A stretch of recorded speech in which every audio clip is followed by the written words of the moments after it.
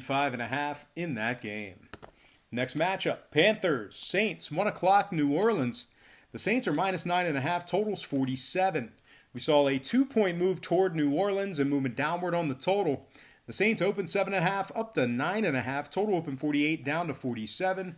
55% of the consensus is leaning toward New Orleans. 51% shaded toward the under. Right now, Carolina's plus 380 on the money line.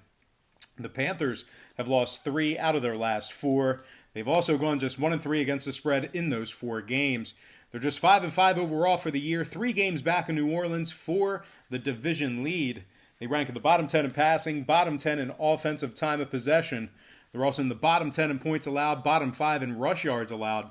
Cockrell and Daly are listed as questionable for the Panthers. Now the Saints on the other side, winners in 7 out of their last 8. They're 4-1 straight up at home, first place in the NFC South, 7-3 against the spread overall for the year. They rank in the top 10 in passing, top 3 in offensive time of possession.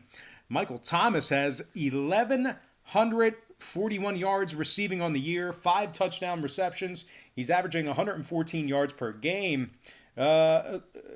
Alvin Kamara, 472 yards on the ground, 4.6 yards per carry. Latavius Murray, 4 rushing touchdowns for him. Now the Saints rank in the top 3 in rushing yards allowed, top 3 in defensive time of possession, and top 10 in pass yards allowed at home. Cam Jordan, 9.5 sacks, 10 tackles for loss. Williams, 4 interceptions, 1 forced fumble. Bell, 62 tackles, 1 interception, 2 forced fumbles, and 4 fumble recoveries.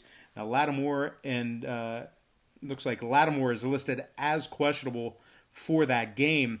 Now total-wise, New Orleans 3-2 to the under in their last 5, 60% to the under at home. Carolina on the other side, 2-0 to the under in their last couple of games. I'm going to buy the hook, slide it down, and take New Orleans minus 9 and the under 47 in that game. Next matchup, it is going to be Dolphins taking on the Browns. And that's going to be a 1 o'clock Eastern kickoff in